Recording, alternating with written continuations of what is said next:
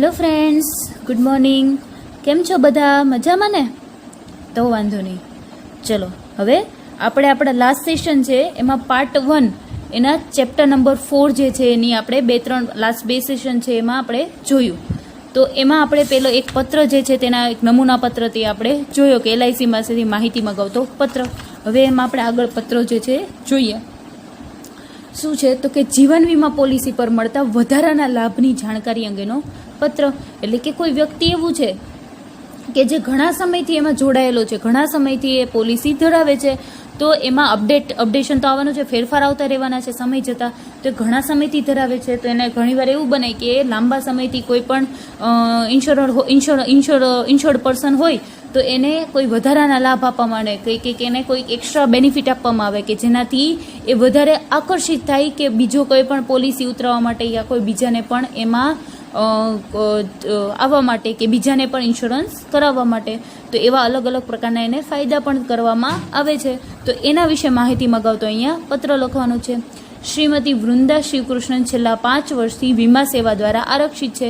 તેમણે ખરીદેલ પોલિસી પર મળવાપાત્ર વધારાના લાભની જાણકારી મેળવવા તેમના વતી પત્ર લખો. અહીંયા આગળ આપણને કીધું છે કે ભાઈ આટલા વર્ષથી એ વીમા સેવા દ્વારા આરક્ષિત છે. હવે અહીંયા આગળ ચોખવટ નથી કરી કે ભાઈ કઈ પોલિસી છે. ક્લિયર? એટલે કે પોલિસી કઈ છે અને સાથે કઈ કંપની, એટલે શેમાં ઇન્સ્યોરન્સ ઉતરાવ્યો છે. તો શેમાં કઈ કંપનીમાં ઇન્સ્યોરન્સ ઉતરાવ્યો છે ચોખવટ નથી કરી. એટલે તમારી રીતે તમે કોઈ પણ નામાંકિત જે છે ઇન્સ્યોરન્સ કંપનીનો અહીંયા આગળ નામનો ઉલ્લેખ કરી શકો. ક્લિયર? લખનાર જે છે એની તો ચોખવટ કરી છે, શ્રીમતી વૃંદા શિવકૃષ્ણન જે છે. પછી અહીંયા આગળ ક્યાં જે છે એ સરનામું આપણને કીધું નથી, તો એની કોઈ પણ જે તે તમારી મેળે તમને વ્યવસ્થિત આવડતું હોય એવા સરનામાનો અહીં ઉપયોગ કરી શકો. અહીંયા આગળ ઉપયોગ કર્યો છે વસ્ત્રાપુર અમદાવાદના નહેરુ પાર્કની નજીક વસ્ત્રાપુર અમદાવાદનો ઉપયોગ કર્યો છે. હું ફરીવાર રિપીટ કરું છું, પિનકોડ કન્ફર્મ ખબર હોય તો જ લખજો. અમુક જે ફેમસ જે છે સિટી એના પિનકોડ પાકા કરી લેવા, અને જો કન્ફર્મ ખબર હોય તો જ લખજો, બાકી ન ખબર હોય તો ખોટો ન લખતા. ક્લિયર? તારીખ જે છે 30મી ઓગસ્ટ 2017. ફોન નંબર અહીંયા આગળ સાથે ઈમેલ આઈડી પણ ઉમેરી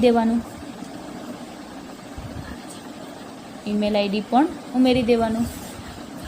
પછી મેનેજર શ્રી ભારતીય જીવન વીમા નગર જે છે નિગમ, પછી બ્રાન્ચ જીવન પ્રકાશ બિલ્ડિંગ, રિલીફ રોડ, અમદાવાદ, શ્રીમાન. હવે અહીંયા આગળ જે છે વિષય શું છે તો કે જીવન વીમા પોલિસી પર મળતા વધારાના લાભની જાણકારી અંગે કોઈ એક્સ્ટ્રા બેનિફિટ મળે છે કે નહીં, શું છે તેના વિશે જાણકારી મગાવજે.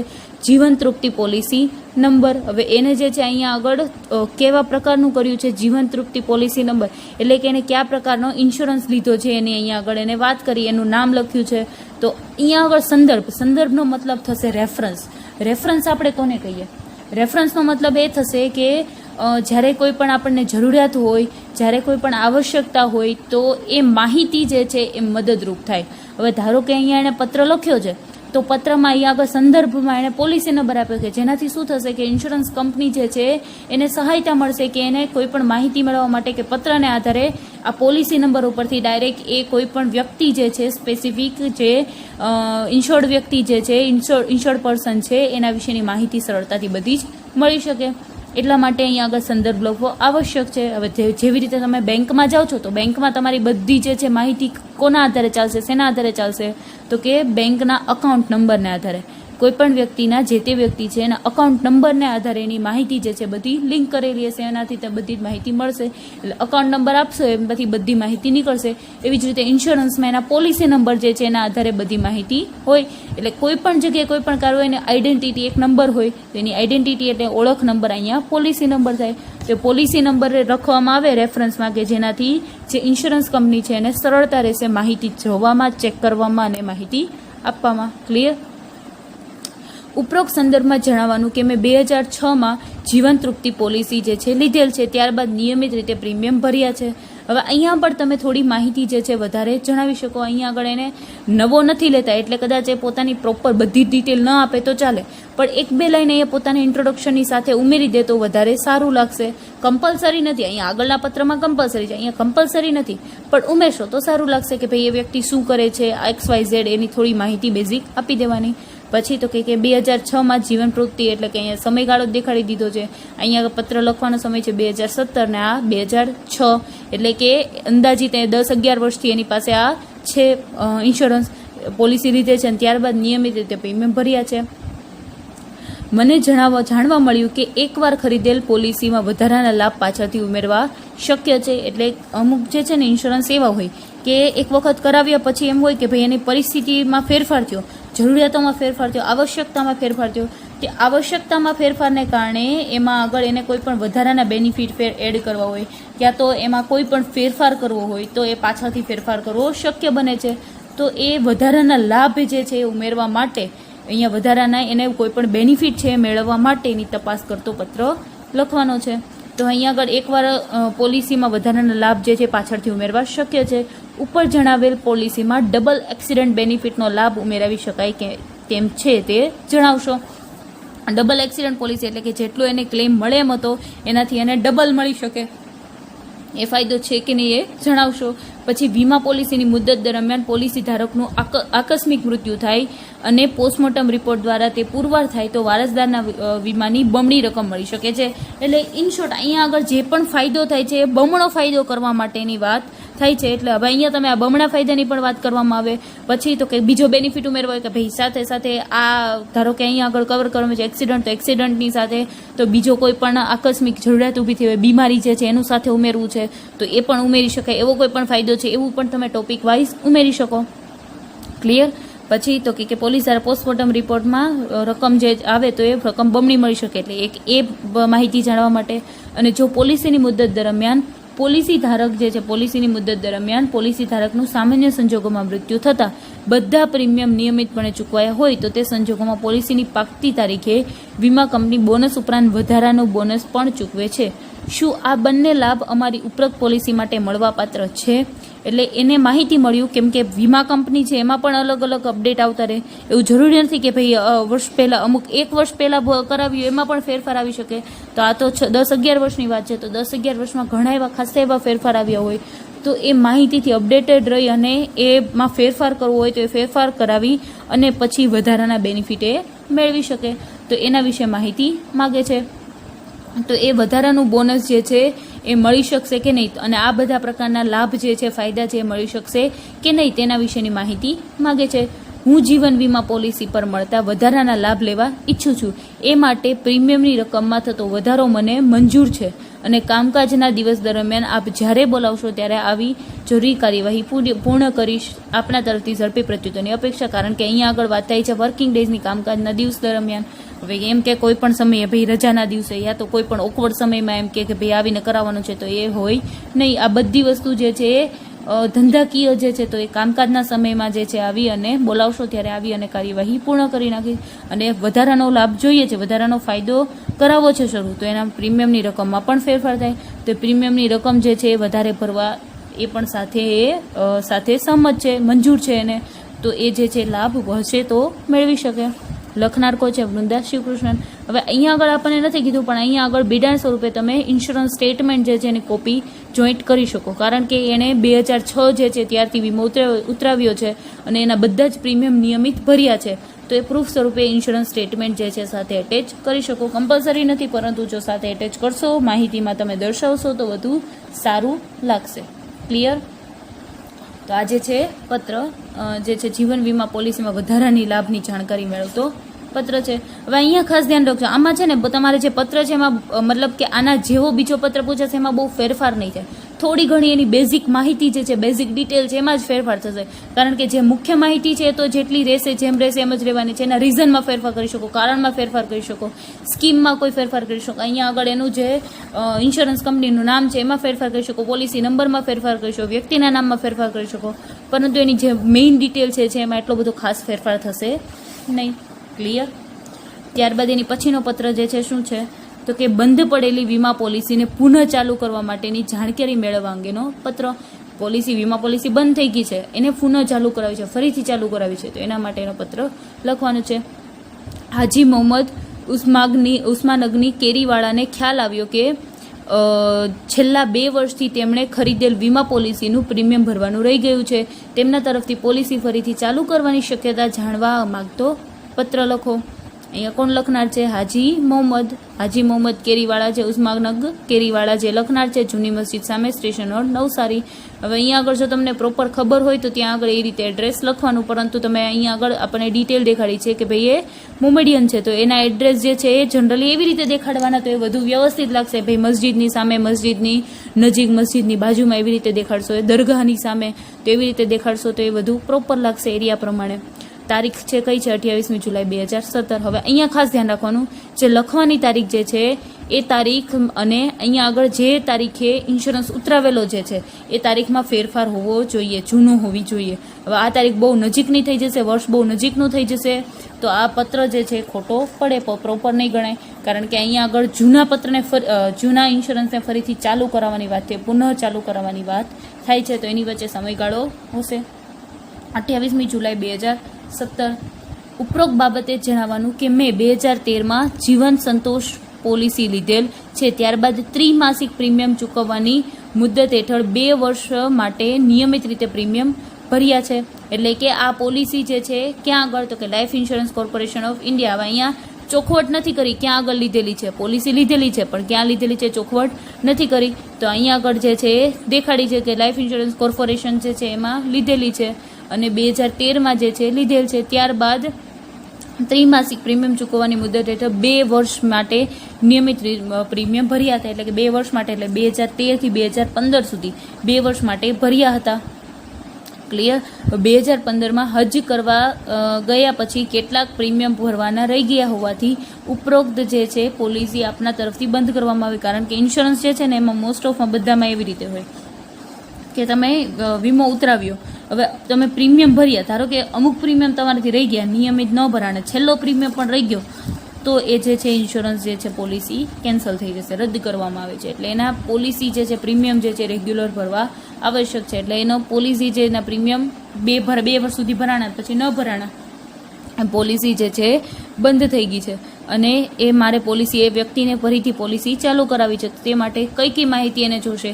તો કે છેલ્લે પ્રીમિયમ ભર્યાની તારીખ, છેલ્લે એણે ક્યારે પ્રીમિયમ ભર્યું હતું તો એ તારીખ, પછી તો કે કુલ કેટલા હપ્તા બાકી છે, કારણ કે 2 વર્ષનો સમયગાળો થઈ ગયો, 2 વર્ષ ઓલરેડી ભર્યા હતા, 2 વર્ષ વચ્ચે જતા રહ્યા, તો હવે એ કેટલા હપ્તા બાકી છે તેના વિશેની માહિતી, કુલ કેટલી રકમ ભરવાની રહેશે, એટલે કે હવે ભરાઈ ગયા પછી હવે બાકી રહે છે તો એમાં કુલ કેટલી રકમ ભરવાની રહેશે, બાકી રકમ પર કેટલું વ્યાજ લાગે છે, જેટલી રકમ બાકી રહી છે એના ઉપર કેટલું વ્યાજ લાગશે, અને વ્યાજ માફી માટે કોઈ સ્કીમ છે કે નહીં, કેમ કે એણે 2 વર્ષના ભર્યા પણ 2 વર્ષના અત્યારે નથી ભર્યા, તો હવે ફરીવાર ચાલુ કરાવશે તો 2 વર્ષના સમયગાળામાં જેટલા પ્રીમિયમ ભરાણા નથી એના ઉપર જે વ્યાજ લાગશે તો એ વ્યાજ કેટલું લાગશે, પછી વ્યાજ માફીની કોઈ સ્કીમ છે, એને જે વ્યાજ ભરવાનું ભેગું થયું છે એના માટે કોઈ સ્કીમ છે કે નહીં, અને કયા કાગળિયા દસ્તાવેજ રજૂ કરવા પડશે, એ બધી માહિતી મગાવતો પત્ર. ઉપરોક્ત માહિતી આપવાની મહેરબાની કરશો જી. જરૂરિયાત મુજબ સહી સિક્કા માટે આપની ઓફિસે આવવા હું તૈયાર છું. ઝડપી જવાબ પાઠવી ઉપરોક્ત કરશો જી. એટલે ઝડપથી જે છે જવાબ આપવા વિનંતી. હવે અહીં આગળ આવા બધા શબ્દો નથી આવડતા તો આપના ઝડપી પ્રત્યુત્તરની આશા રાખું છું કે ઝડપી પ્રત્યુત્તર આપવા વિનંતી એમ પણ લખી શકો. હવે અહીંયા આગળ બિડાણ નથી લખ્યું, પણ બિડાણમાં તમે એનું જે અહીંયા આગળ જૂનું જે ઇન્સ્યોરન્સ હોય તો જ્યારે કોઈ પણ ઇન્સ્યોરન્સ ઉતરાવવામાં આવે ને ત્યારે એનું એક આઈડેન્ટિટી કાર્ડ આપવાનું, ઓળખપત્ર આપવામાં આવે કે જેમાં એનો પોલિસી નંબર ને એ બધી માહિતી દર્શાવેલી હોય, તો એની કોપી જે છે ને સાથે એટેચ કરી શકાય કે જેનાથી એને સારું રહેશે, પ્રૂફ સ્વરૂપે રહેશે અને માહિતી જે છે સરળતાથી મળી શકે. અને કયો જે છે એનો મતલબ એનું જે પોલિસી જે છે કેવા પ્રકારની છે, કેવી છે, એ માહિતી પણ એને સરળતાથી મળી રહે. ક્લિયર? તો એ માહિતી અહીંયા આગળ એડ કરી શકાય. એટલે બિડાણનો એક પોઈન્ટ જે છે અહીંયા એડ કરી શકાય. જૂના વીમા જે છે એનું ઓળખપત્ર, identity card, ID card. Clear? હવે આજે આપણે જોવાનું છે વીમા પ્રીમિયમની મુદ્દતમાં ફેરફાર કરવા અંગેની વિનંતી કરતો પત્ર. મુદ્દત એટલે સમયગાળો, મુદ્દત એટલે સમયગાળો, એટલે કે એનો જે સમયગાળો હોય, વીમાનું જે પ્રીમિયમ ભરવાનું હોય એમાં સમયગાળો હોય. હવે અમુક મહિને ભરવામાં આવે, અમુક તો કે 3 મહિને ભરવામાં આવે, અમુક તો કે 4 મહિને ભરવામાં આવે, અમુક 6 મહિને ભરવામાં આવે અને અમુક અથવા વાર્ષિક પણ ભરવામાં આવે છે. તો એ મુદ્દત જે છે અલગ અલગ જે વ્યક્તિ જે છે એની જરૂરિયાત પ્રમાણે પોલિસી જે છે કેવા પ્રકારની છે એના આધારે અને એની રકમને આધારે નક્કી થાય છે અને એની પરિસ્થિતિ પ્રમાણે નક્કી થાય છે કે ભાઈ એ કેટલા સમયાંતરે કેવી રીતે જે છે પ્રીમિયમ ભરશે. તો એને જે ઓલરેડી જૂની મુદ્દત જે છે એમાં ફેરફાર કરવા અંગેની વાત થાય છે. તો શ્રી વિજય ટંડેલ જે છે પોતે ખરીદેલ વીમા પોલિસી માટે મંજૂર કરેલ પ્રીમિયમની મુદ્દતમાં ફેરફાર કરવા ઈચ્છે છે. તેમના વતી વીમા કંપનીને પત્ર લખો. હવે વિજય ટંડેલ, લાંબી ખાડી નજીક, બંદર રોડ, અહીંયા આગળ કીધું છે માંગરોળ. હવે અહીંયા તમને નથી ખબર કે ભાઈ આવું એડ્રેસ જે છે એના વિશે એટલી માહિતી નથી, તો અહીંયા આગળ આપણને કોઈ એવી ચોખવટ નથી કરી કે ભાઈ ક્યાં જે છે એડ્રેસ વિશે કે વ્યક્તિ ક્યાંનું છે ને ત્યાંથી માહિતી એડ્રેસ જે છે ત્યાંથી પત્ર લખવાનો છે. તો તમે તમારી રીતે તમારા ઓલાથી જે છે એડ્રેસ લખી શકો કે જે આવડતું હોય, વ્યવસ્થિત લાગે એવું. ક્લિયર? પછી અહીંયા આગળ એ પણ ચોખવટ નથી કરી કે કોને પત્ર લખે છે. વીમા જે છે મંજૂર કરેલ પ્રીમિયમની મુદ્દતમાં ફેરફાર કરવા ઈચ્છે છે તો તેમના વતી વીમા કંપનીને પત્ર લખો. એવી ચોખવટ નથી કરી કે ભાઈ કઈ વીમા કંપનીની વાત થાય છે. તમે કોઈ પણ જે છે ઇન્સ્યોરન્સ, LIC છે, જીવન વીમા નિગમ, અલગ અલગ કોઈ પણ વીમા કંપની જે છે સારી ફેમસ હોય એના વિશે નામનો ઉલ્લેખ કરી શકો. કે મેનેજર શ્રી ભારતીય જીવન વીમા નિગમ, ટાવર જે છે એ નજીક, માંગરોળ. હવે અહીંયા કેમ કે અહીંયા માંગરોળની વાત થાય છે, આ બંને એડ્રેસમાં ફેરફાર ન થાય એ ધ્યાન રાખજો. અહીંયા આગળ ગામ જે છે, સિટી જે છે ફરી ન જાય એ ધ્યાન રાખવાનું. ક્લિયર? મોટું ગામ હોય તો એમાં તો એના એરિયામાં તેની અલગ બ્રાન્ચ હશે, નાનું ગામ હશે તો એની ફિક્સ એક જ બ્રાન્ચ હશે, તો એ પ્રમાણેનું લખવાનું. વિષય જે છે વીમા પ્રીમિયમની મુદ્દતમાં ફેરફાર કરવાની વિનંતી. હવે અહીંયા આગળ વીમા, અહીંયા મુદ્દતમાં ફેરફાર કરવાની વાત થાય છે કેમ કે એનો જે સમયગાળો પ્રીમિયમ ભરે છે તો એના સમયગાળામાં જે ફેરફાર થાય છે કે જે સમયે ઓલરેડી ભરે છે, ભાઈ 6 મહિને ભરે છે, 3 મહિને ભરે છે, 4 મહિને, વાર્ષિક જે પ્રમાણે ભરે છે તો એ ભરે છે એના કરતાં એને એમાં ચેન્જીસ કરવા છે. તો એનો જે વિષય જે છે વીમા પ્રીમિયમની મુદ્દતમાં ફેરફાર કરવાની વિનંતી. સંદર્ભ એટલે શું? રેફરન્સ, કે જેનાથી એને માહિતી મળે, સંદર્ભ મળે, રેફરન્સ મળે. તો એ રેફરન્સને આધારે જે કોઈ પણ ઇન્સ્યોરન્સ કંપની છે, ઇન્સ્યોરન્સ કંપનીને એ માહિતી જોવા માટે, પત્ર માટે એક રેફરન્સ રહેશે એને, તો એક આસાન રહેશે, સરળતાથી એ જે છે માહિતી જોઈ શકશે અને મેળવી શકશે અને એનો પ્રત્યુત્તર પણ આપી શકશે. એટલા માટે ખાસ અહીંયા આગળ વીમા અંગેના તમામ પત્રોમાં સંદર્ભ લખવો આવશ્યક છે. ક્લિયર? એટલે કે અહીંયા સંદર્ભ લખવાનો છે જીવન પ્રમોદ પોલિસી નંબર. હવે અહીંયા આગળ તમને આવા નામ યાદ નથી આવતા ભાઈ કે જીવન પ્રમોદ પોલિસી નંબર કે ભાઈ XYZ કયો જે છે પોલિસી છે, તો ત્યાં આગળ સિમ્પલ પોલિસી નંબર એમ કરીને સીધું લખી નાખો તો ચાલશે, પરંતુ પોલિસી નંબર લખવો આવશ્યક છે. કદાચ અહીંયા આગળ આવી રીતે નથી ખબર તો એમ અહીંયા ડાયરેક્ટ પોલિસી નંબર લખી નાખો તો ચાલશે. ક્લિયર? હવે અહીંયા પત્ર કે ઉપરોક્ત વિષયે જણાવવાનું કે મેં 2012માં જીવન પ્રમોદ પોલિસી લીધેલ છે. ખાસ ધ્યાન રાખવાનું કે અહીંયા આગળ વર્ષ છે ને અહીંયા વર્ષ છે, એમાં જે પ્રમાણે પત્ર છે એ પ્રમાણે અમુક સમયગાળો રહેવો જોઈએ કે ભાઈ 2-3 વર્ષનો તો મિનિમમ રહેવો જોઈએ. ફેરફાર કરે છે કે હવે તો કોઈ પણ વ્યક્તિ કંઈ 6 મહિનામાં તરત ફેરફાર કરવા માટે ન કરે, અમુક સમયસર એને રાખ્યું હોય, પછી એની પરિસ્થિતિમાં ફેરફાર થાય ને પછી એમાં મુદ્દતમાં ફેરફાર કરવા માગે છે તો એને અહીંયા વચ્ચે થોડો સમયગાળો જે છે રાખવો આવશ્યક છે. અહીંયા 2017, 2012 5 વર્ષનો રાખ્યો છે, એની જગ્યાએ તમે ભાઈ 2014-15 લખો તો પણ ચાલે. બરોબર? ત્યારબાદ નિયમિત રીતે પ્રીમિયમ ભર્યા છે. પોલિસી ખરીદતી વખતે તે સમયમાં મારા સંજોગોને ધ્યાનમાં રાખીને મેં અર્ધવાર્ષિક પ્રીમિયમ ચૂકવણીનો વિકલ્પ પસંદ સ્વીકાર્યો હતો. અર્ધવાર્ષિક એટલે 6 માસિક, એટલે 6 મહિને જે પ્રીમિયમ ભરવામાં આવે એની વાત થાય છે. એટલે કે એ સમયમાં એણે 6 મહિને પ્રીમિયમ ભરવા માટેનો વિકલ્પ સ્વીકાર્યો હતો. હવે નાણાંની સગવડ થતાં મને વાર્ષિક મુદ્દત અનુકૂળ આવે એમ છે. અને જનરલી જે ઇન્સ્યોરન્સ હોય એમાં એવું હોય કે તમે જેમ જે છે એક સાથે પ્રીમિયમ ભરો એમ પ્રીમિયમ ઓછું આવે. ધારો કે પ્રીમિયમ હું મહિને ભરું છું, કોઈ પણ ઇન્સ્યોરન્સ ઉતરાવું ને મહિને પ્રીમિયમ ભરું છું, તો એ મહિને પ્રીમિયમ ભરવામાં આવશે તો એની રકમ વધી જશે, કારણ કે એનો સમય વધી ગયો. મહિને જે ટુકડા, જેમ વધારે ટુકડામાં વિભાજન થશે એમ પ્રીમિયમ જે છે વધી જાય. જેમ એ પ્રીમિયમ એક સાથે અને ઓછા ટુકડામાં વિભાજન કરવામાં આવે એમ પ્રીમિયમની રકમ ઘટી જાય. હવે હું મહિને ભરું છું તો એની રકમ વધી જશે, એની જગ્યાએ તો કે 3 મહિને ભરું છું તો મહિને ભરવાની કમ્પેરમાં એ ઓછું થશે. 4 મહિને તો કે એનાથી પ્રમાણમાં ઓછું થશે, 6 મહિને એનાથી પ્રમાણમાં ઓછું થશે અને વાર્ષિક એનાથી પ્રમાણમાં વધુ ઓછું થશે. પ્રીમિયમની રકમ ઘટી જશે કારણ કે એક સાથે ભરવામાં આવે છે. તે અર્ધવાર્ષિકમાંથી નાણાંની સગવડતા થતાં વાર્ષિક મુદ્દત જે છે અનુકૂળ છે. હું સમજું છું કે તે મુજબ વર્ષમાં એક વખત સામટી રકમ પ્રીમિયમ તરીકે ચૂકવાતા એકંદરે પ્રીમિયમની રકમ ઘટે છે. એક રીતે પ્રીમિયમની રકમ શું થાય? ઘટી જાય, કારણ કે એક સાથે ભરવામાં આવે છે તો રકમ જે છે ઘટી જાય. ઓલું જે છે વધારે પડતું ડિવાઈડ કરવામાં આવે, વેચવામાં આવતું નથી. મને એજન્ટ દ્વારા સમજાવ્યા મુજબ મારે પ્રીમિયમ પેટે વાર્ષિક મુદ્દતના વિકલ્પ અનુસાર 21,000 જે છે જેટલા ચૂકવવાના થાય છે તે મારે માટે શક્ય છે. આ પોલિસીમાં જો આ મુજબનો ફેરફાર શક્ય હોય તો સત્વરે કરવા વિનંતી. હવે અત્યાર સુધીના આપણે જેટલા પત્ર જોયા એમાં આપણે શું જોયું કે એમાં આપણે માહિતી મગાવતો પત્ર લખીએ છીએ કે કોઈ પણ અલગ અલગ પ્રકારની પોલિસી છે તો એ પોલિસીની વિશે માહિતી મગાવતો પત્ર લખીએ. હવે અહીંયા આગળ સીધી એણે કીધું છે કે મુદતમાં એને ફેરફાર કરવા ઈચ્છે છે, એને માહિતી મગાવવાની શું છે કે ભાઈ શક્ય છે કે નહીં, કેવા પ્રકારની મુદ્દત થઈ શકે, કેટલી મુદ્દત થઈ શકે, એ માહિતી ઓલરેડી એ વ્યક્તિ પાસે છે, જે ઇન્શ્યોર્ડ પર્સન જે છે એની પાસે એ વ્યક્તિ માહિતી ઓલરેડી છે. ક્લિયર? અહીંયા આગળ ખાલી એને જે માહિતી મગાવવાની છે એટલી જ માહિતી છે કે એમાં એ પ્રકારનો ફેરફાર જે છે શક્ય છે કે નહીં, એટલે કે 6 માસિકમાંથી વાર્ષિક જે છે એ ફેરફાર કરી શકશે કે નહીં એ માહિતીની અહીંયા વાત થાય છે. ક્લિયર? તો એ 21,000 જે છે વાર્ષિક મુદ્દત વાર્ષિક પ્રીમિયમ અનુસાર 21,000 જે છે ભરવા શક્ય છે એ એને એજન્ટ દ્વારા જણાવવામાં આવ્યું હતું. તો એ સ્પેસિફિક એ પોલિસીમાં કે એના ઇન્સ્યોરન્સમાં એ શક્ય છે કે નહીં એ જાણવાનું છે. હવે અહીંયા આગળ ખાલી ચોખવટ કરીશ કે વાર્ષિક વિકલ્પ અનુસાર એને આટલું પ્રીમિયમ ભરવાનું છે, તો તમે અહીં એ પોઈન્ટ પણ ઉમેરી શકો કે અર્ધવાર્ષિક પ્રીમિયમ પ્રમાણે એને ભરવા કેટલા પડે છે. ધારો કે સપોઝ એમ કહી શકાય કે અર્ધવાર્ષિક પ્રીમિયમ પ્રમાણે તો કે એને 6 મહિને 12,000 ભરવા પડે છે, યા તો કે 11,000 ભરવા પડે. તો 11,000 એટલે ટોટલ વાર્ષિક કેટલું થશે? 22,000. પરંતુ અહીંયા આગળ એક સાથે જ્યારે વાર્ષિક પ્રીમિયમ જે છે એનો વિકલ્પ ચૂઝ કરે તો એને 21,000 થાય છે, તો એ પણ એને ફાયદો થશે. તો એવી રીતે એ પણ જણાવી શકો એક પોઈન્ટ ઉમેરીને કે અર્ધવાર્ષિક પ્રીમિયમ પ્રમાણે આટલી રકમ જે છે ઓલરેડી હું ભરતો હતો. જરૂર જણાયે, હું ઓફિસમાં આવી કાર્યવાહી પતાવી જઈશ. આપના ઝડપી વળતા જવાબની અપેક્ષા છે. ઝડપથી પ્રત્યુત્તરની આશા છે. આભાર.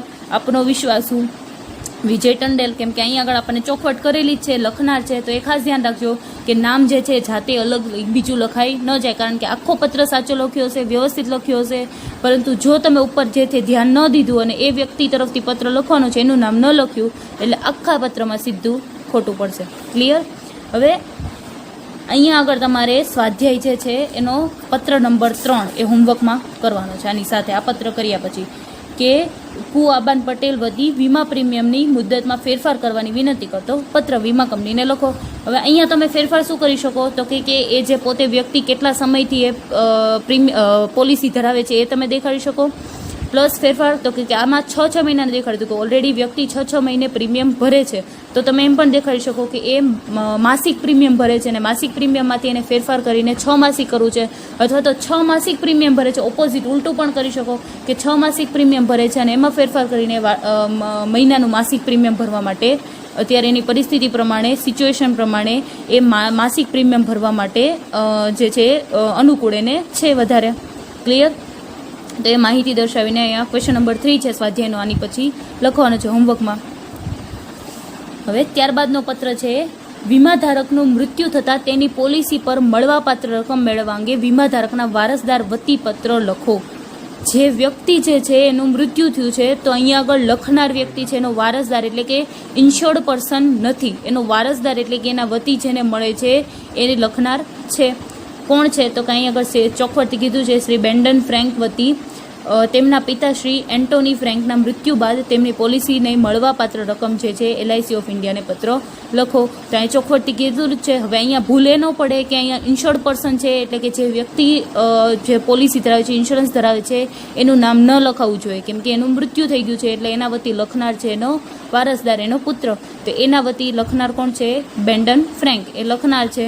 એડ્રેસ નથી કીધું, તમારી રીતે કોઈ પણ અહીંયા એડ્રેસ લખી શકો. તારીખ મેનેજરશ્રી, એ મોબાઈલ નંબર આપ્યો છે, મેં ઉમેરવાનું શું કીધું છે? ઈમેલ આઈડી, કારણ કે અત્યારે મેક્સિમમ યુઝ શેનો થાય છે?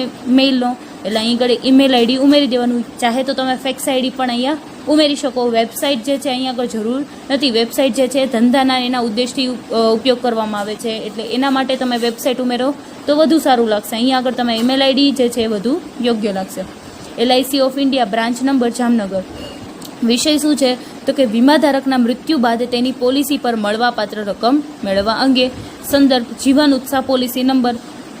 ફરીવાર રિપીટ કરું છું, તમને નથી ખબર કે આ કયા પ્રકારનું જે છે ઇન્સ્યોરન્સ છે. જીવન ઉત્સાહ પોલિસી નંબર એવી રીતે નથી લખતા, અહીંયા આગળ પોલિસી નંબર કરીને એનો નંબર લખી નાખવાનો. પણ અહીંયા ખાસ એ ધ્યાન રાખવાનું, પોલિસી નંબર જે છે તમે ધ્યાન રાખીને જોજો.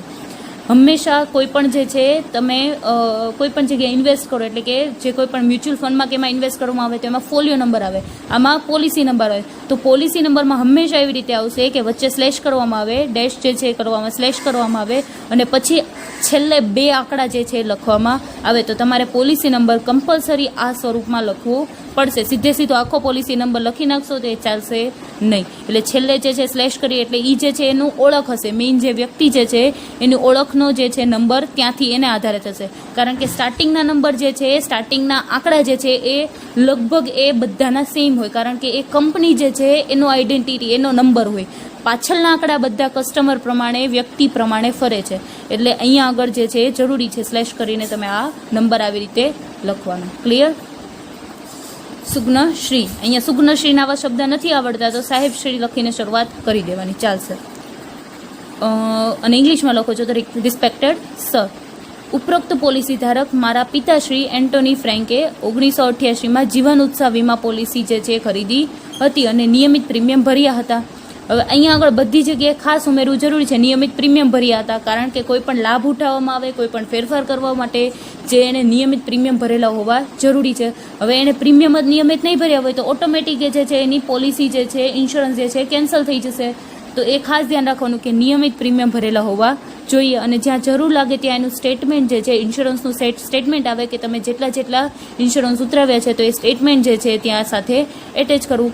તો નિયમિત પ્રીમિયમ ભર્યા હતા અને તેઓનું શ્રી 30મી નવેમ્બર 2017ના રોજ 67 વર્ષની વયે કુદરતી સંજોગોના ઘરમાં જ અવસાન થયું છે. તારીખ જે વર્ષ છે એ ક્લિયર લખવા જરૂરી છે, કારણ કે અહીંયા પોલિસી છે બધું સમયના આધારે ચાલે છે. કારણ કે અમુક પોલિસી એવી હોય કે અમુક સમય હયાતીનો આપણે 2 પ્રકાર જોયા, હયાતીનો અને જિંદગીનો. તો હયાતીનો વીમો જે છે એ સમયના આધારે કે આનો સમય પૂરો થઈ ગયો પછી એ જે છે એ સમયની અંદર કે સમય મર્યાદામાં એના આધારે જે છે એને રકમ મળે છે. તો અહીંયા આગળ તારીખ જે છે કમ્પલસરી લખવી, વર્ષ જે છે ચોક્કસ લખવું એ જરૂરી છે. અને આટલી વર્ષ જે છે આટલી એજ એ એનું અવસાન થયું છે. કઈ રીતે? તો કે કુદરતી સંજોગોમાં, કારણ કે એમાં પણ અમુક કન્ડિશન હોય છે કે આકસ્મિક રીતે થયું છે, કુદરતી રીતે થયું છે, સુસાઇડ કર્યું છે. એના આધારે જે છે એ વ્યક્તિ જે છે એને ઇન્સ્યોરન્સ મળશે કે નહીં એ નક્કી થશે, એની પોલિસી જે છે એની રકમ એને મળશે કે નહીં એ નક્કી થશે. એટલે એ જે છે ડિટેલ ખાસ જણાવવી જરૂરી છે. પોલિસીમાં જણાવ્યા પ્રમાણે સદગતના વારસદાર તરીકે વીમાની રકમ મેળવવા હું હકદાર છું. સદગત એટલે કે જે વ્યક્તિનું અવસાન થયું છે એની વાત થાય છે. હકદાર છું તો તે માટે દાવા અંગેની જરૂરી ફોર્મ્સ અને ડિટેલ મોકલવા, ફોર્મ્સ મને મોકલવા વિનંતી અને જરૂરી ડિટેલ્સ મને, માહિતી મને મોકલવા વિનંતી. એ પોઈન્ટ અહીંયા એડ કરી દેવાનું. એન્ટોની જે છે સ્વર્ગસ્થ એન્ટોની ફ્રેન્કના મરણના દાખલાની નકલ બીડું છું, કારણ કે તો ખાસ જરૂરી છે. અહીંયા બિડાણ ભૂલી જશો તો અહીંયા તમારો 1 માર્ક કપાઈ જશે, કારણ કે બિડાણ જે છે જરૂરી છે એ એટેચ કરો, એ પ્રૂફ છે, આધાર સ્વરૂપે છે કે એ વ્યક્તિ જે છે એનું અવસાન હકીકતમાં થયું છે, કોઈ એમાં ફ્રોડ કે કાંઈ ખોટું કરવામાં આવ્યું નથી. તો એ બિડાણ જે છે બિડાણ સ્વરૂપે સાથે જોડવાનું છે. આપ તરફથી ઝડપી વળતો જવાબ મળશે અને ત્યારબાદની કાર્યવાહી સરળતાથી પાર પડશે તેવી મને અપેક્ષા છે. આભાર. ક્લિયર? બિડાણ શું છે? મરણના દાખલાની નકલ. લખનાર છે બેન્ડન ફ્રેન્ક. હવે અહીંયા આગળ તમારે હોમવર્ક કરવાનું છે. Question number 4. શ્રી પૂનમચંદ રાવતના અવસાન બાદ તેની પોલિસી પર મળવાપાત્ર રકમ મેળવવા માટે તેના વારસદાર તરફથી પત્ર લખો. સેમ આની જેવો છે. અહીંયા તમારે ફેરફાર ખાલી એટલો જ કરવાનો છે કે વ્યક્તિ જે છે શું કરતો હતો, એની કેટલા સમયથી એ ઇન્સ્યોરન્સ ધરાવે છે, એના પોલિસી નંબરમાં ફેરફાર, નામમાં ફેરફાર અને સાથે એનું અવસાન કેટલી ઉંમરે થયું છે એ બધી થોડી ડિટેલમાં ફેરફાર કરવાનો. બાકી આની બેઝિક માહિતી જે છે સેમ રહેશે. વીમાના જેટલા જે છે પત્ર એમાં મોસ્ટ ઓફમાં. ક્લિયર? હવે આજે આપણે આ ચેપ્ટરનો લાસ્ટ લેક્ચર છે. શું જ હવે એમાં આપણે થોડા લાસ્ટ જે છે લેટર જે છે, પત્ર જે છે તેના વિશે આપણે જોવાનું છે. ક્યાં તો કે મેડિક્લેમની પોલિસી મેળવવા માટેનો પત્ર. પહેલાં તો ક્લિયર રાખજો, મેડિક્લેમ એટલે શું? તો કે બીમારી માટે, માંદગી માટે એ કવર કરતો જે પણ તમે ઇન્સ્યોરન્સ ઉતરાવો છો તો એને કહેવાય મેડિક્લેમમાં. એ મેડિક્લેમમાં કવર થશે. એટલે અલગ અલગ પ્રકાર છે આપણે જોઈએ કે ભાઈ જિંદગીનો વીમો છે, હયાતીનો વીમો છે, સામાન્ય વીમો છે. તો તમને ખુદને ક્લિયર હશે કે કયા પ્રકારનો જે ઇન્સ્યોરન્સ છે એમાં કેવા પ્રકારનું કવર થાય છે, તો એને આધારે એને અનુરૂપ તમે પત્ર લખી શકશો. એટલે એ ખાસ ધ્યાન રાખવાનું કે મેડિક્લેમની જે અત્યારે પોલિસીની વાત થાય છે, એટલે એ જે માંદગીનો બીમારીને લગતા જે પણ કવર કરવામાં આવે છે ઇન્સ્યોરન્સ, એની વાત અહીંયા થાય છે. તો તમારી માહિતીની પૂછપરછ પત્ર જે છે એમાં પૂછપરછના શબ્દો એ પ્રકારના જ હોવા જોશે. લખનાર કોણ છે? સરબજીત સિંઘ સોઢી તરફથી મેડિક્લેમ જે છે એની પોલિસી ખરીદવા માટેનો પત્ર યુનાઇટેડ ઇન્ડિયા ઇન્સ્યોરન્સ કંપનીને ભાવનગરને લખો. હવે અહીંયા ચોખવટ કરી નાખી છે કે લખનાર જે છે એ વ્યક્તિને પણ અને ઇન્સ્યોરન્સની કંપની જે છે એની પણ ચોખવટ કરી છે. અત્યાર સુધીના પત્ર છે એમાં બધામાં આપણને ઇન્સ્યોરન્સ કંપનીની ચોખવટ નથી, એટલે તમે તમારી રીતે કોઈ પણ સારી એવી ઇન્સ્યોરન્સ નામાંકિત ઇન્સ્યોરન્સ કંપની છે તેનો ઉલ્લેખ કરી શકો. હવે અહીંયા આગળ ઇન્સ્યોરન્સ કંપનીની પણ ચોખવટ છે, તો એ ખાસ ધ્યાન રાખવાનું કે એ સિવાયની ઇન્સ્યોરન્સ કંપનીનું નામ ભૂલથી ન લખાઈ જાય.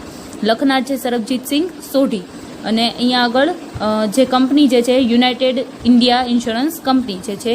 હવે અહીંયા આગળ આપણને સિટી પણ કીધેલું છે ભાવનગર તરફથી, તો એ બટ ઓબ્વિયસ છે કે ત્યાં આગળ સાથે જે ઇન્સ્યોરન્સ કંપની છે એનું એડ્રેસ પણ ભાવનગરનું હોવું જોશે. ફોન નંબર સાથે ઈમેલ આઈડી જે છે આમાં નથી, આપણે ઈમેલ આઈડી એડ કરવાનું છે. 25મી જાન્યુઆરી 2018 મેડિક્લેમ પોલિસી મેળવવા માટે સંદર્ભ અહીંયા શું કામ નથી લખ્યો? આપણે અહીંયા સુધીના બધા જ પત્રો જેટલા જોઈએ એમાં મોસ્ટ ઓફમાં બધામાં સંદર્ભ લખ્યો છે. અહીંયા શું કામ નથી લખ્યો? કારણ કે અહીંયા આગળ એની પાસે કોઈ હજુ રેફરન્સ હશે જ નહીં, પોલિસી હજી કઢાવી જ નથી, તો પોલિસી નંબર હોવાનો જ નથી. સંદર્ભનો મતલબ થાય છે રેફરન્સ. રેફરન્સ જે છે શું આ માહિતી સ્વરૂપે આપે કે જૂની માહિતી જે છે એના આધાર સ્વરૂપે લઈ અને આગળ જે છે કોઈ પણ માહિતી કે પૂછપરછ કે વધારાની માહિતી મેળવી શકાય. હવે એ વ્યક્તિ પાસે કોઈ જૂની માહિતી જ નથી અહીંયા હાજર, તો અહીંયા આગળ કોઈ સંદર્ભ લખવાનો કોઈ મતલબ કે આવશ્યકતા ઊભી થતી નથી. મેડિક્લેમ પોલિસી જે છે મેળવવા માટે મહેરબાન સાહેબ અથવા માનનીય સાહેબ એમ પણ લખી શકો, પછી સાહેબ શ્રી સાધુ એમ પણ લખી શકો. ક્લિયર? પછી મને આપની કંપનીની માંદગીની પોલિસી મેડિક્લેમ ખરીદવામાં રસ છે.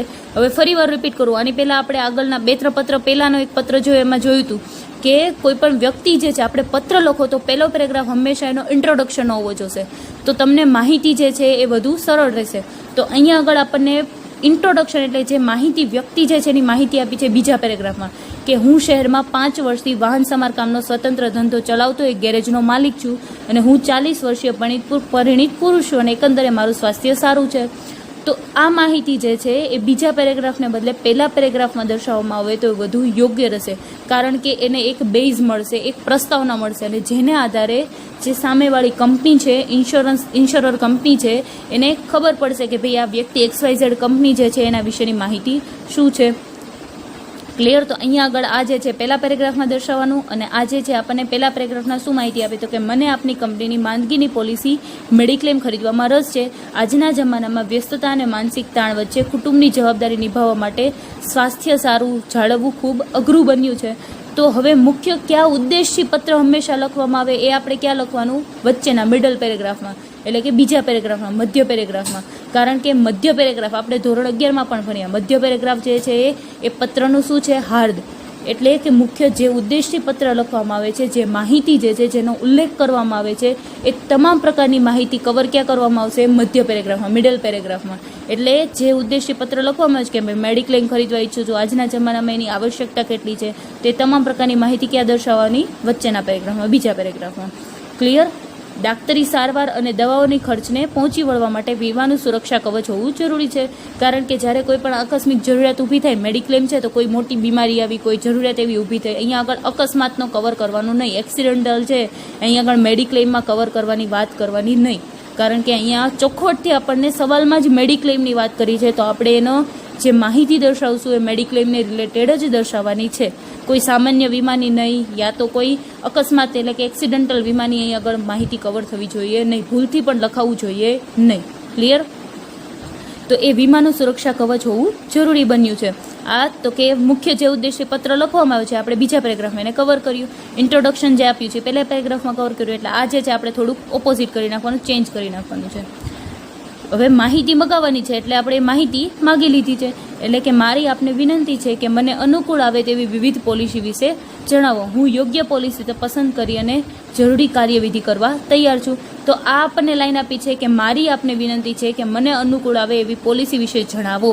તો આ લાઈન છે આપણે છેલ્લા પેરેગ્રાફને બદલે વચ્ચેના મધ્ય પેરેગ્રાફમાં સાથે એડ કરવાની છે, કારણ કે જે ઉદ્દેશી પત્ર લખવામાં આવ્યો છે પત્રના હાર્દમાં કવર થવું જોઈએ, એટલે એ જે છે મિડલ પેરેગ્રાફમાં એડ કરવાની છે. આ લાઈન અહીંયા લખવાની નથી.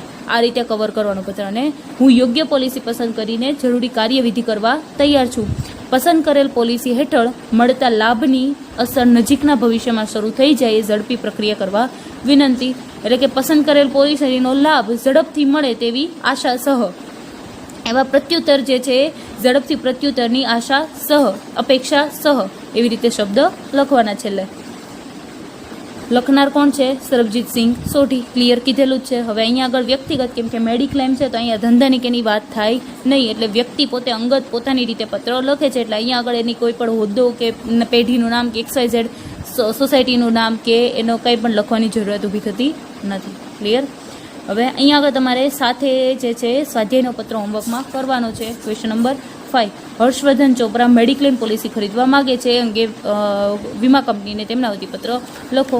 તો અહીંયા તમારે ફેરફાર ખાલી એટલો જ થશે કે વ્યક્તિના ધંધામાં, કે ધંધો કેટલા મતલબ શું કોઈ પણ કરે છે, ધંધો કરે છે કે નોકરી કરે છે, એ ઉંમર શું છે, XYZ જે પણ એ કાર્ય કરે છે એની માહિતી ડિટેલમાં થોડો ફેરફાર કરવાનો, અને બાકી જે માહિતી માગવામાં આવે છે એ માહિતી જે છે ઉમેરવાની. ક્લિયર?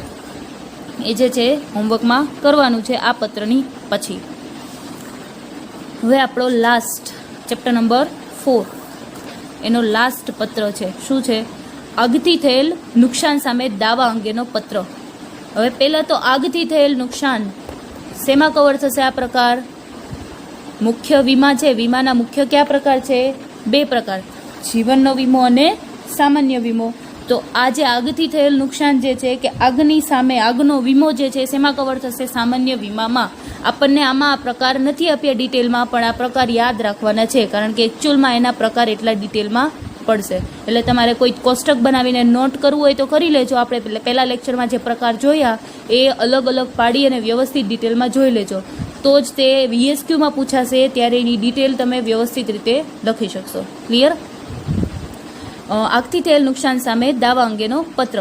શ્રી ટેકચંદ મીરચંદાણી જે છે એના ઘરના આગનો બનાવ બનતા, અહીં ચોખવટ કરી દીધી છે કે ઘરમાં આગ લાગી છે એનો બનાવ બનતા તેને થયેલ આર્થિક નુકસાન બદલ આગ જેવી દુર્ઘટના સમયે રક્ષણ આપતી વીમા પોલિસીનો દાવો કરતો પત્ર લખો. તો અહીં ચોખવટ આપી છે કે ઘરમાં આગ લાગી છે, તો ભૂલથી એવું ન થવું જોઈએ કે એની દુકાનમાં કે એના માલ સામાન, કારણ કે અહીંયા પ્રકારમાં આપણે માલ સામાનને આગ લાગે એનું વધારે જોયું છે. તો માના માલ સામાનને આગ લાગ્યું છે કે કોઈ XYZ ની દુકાનમાં કે કોમ્પ્લેક્સમાં આગ લાગી છે, એ માહિતી ભૂલથી આપણાથી લખાવી જોઈએ નહીં, કારણ કે ચોખવટથી કીધું છે કે ઘરમાં આગ લાગી છે. ટેકચંદ મીરચંદાણી 102 સાઈ સોસાયટી, કાળવા રોડ, રાજકોટ. તારીખ, ફોન નંબરની સાથે ઈમેલ ID ઉમેરવાનું છે.